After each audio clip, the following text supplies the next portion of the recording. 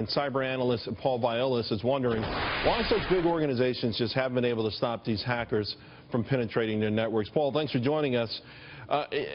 What is the deal here? I mean, it feels like big government, big business. It doesn't matter. I mean, these guys from Anonymous to WikiLeaks to the Chinese, the Russians, feels like they waltz in there. Not only do they waltz in there, they camp out for a year or two.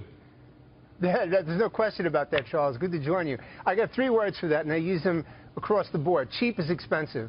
And when we look at groups like the RNC and DNC, various governmental agencies, which we've already seen from the OPM, et cetera, right down to corporate America, we've still yet to embrace the fact that we're in a cyber war. I don't know why, Charles, but we've yet to embrace it. And with that is understanding that we need to build an anti-crime model, not the traditional IT model, because clearly, as you said, they are waltzing in, they're camping out, they're removing information, and we know that selling information is nothing new. Now, we don't have to break into the office, Charles. We don't have to take pictures.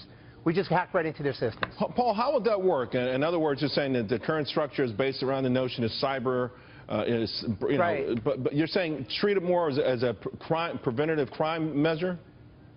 Right. Let me explain, Charles. So IT was built with security as an add-on. Security was never built as part of that IT infrastructure years ago. It's built on speed and maneuverability and connectivity.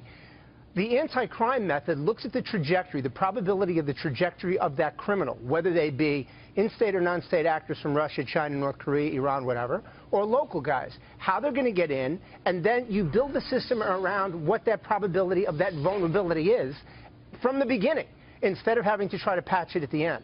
That's the anti-crime model. Unfortunately, it's more expensive to do than the traditional IT method, which is why so many groups, public and private sector, have yet to embrace that. That's why I say cheap is expensive. Pay now, or you'll clearly pay later. Are you saying to a certain degree then when they say, hey, we can't ever catch up, the criminals are always one step ahead, is that to a degree a cop-out? There's no question, Charles. It's a conscious decision. It's like so many things that you cover constantly.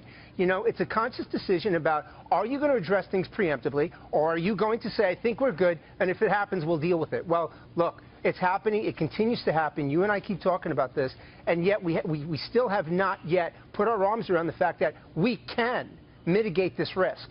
We just have not yet made the decision to do that. Paul, do you think it's got to be something, and I mean, listen, we remember the Target hack and all these things, and it cost these companies millions, but it's not costing them a whole lot of extra money. The embarrassment it feels like everyone can live with, except perhaps Debbie Wasserman Schultz.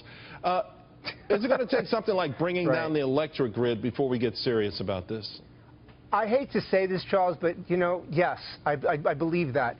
We are exceptionally good at wake-up calls in this country. We know that, right? But the only thing we're better at than wake-up calls is sticking our head in the sand and hitting the snooze button, which we do.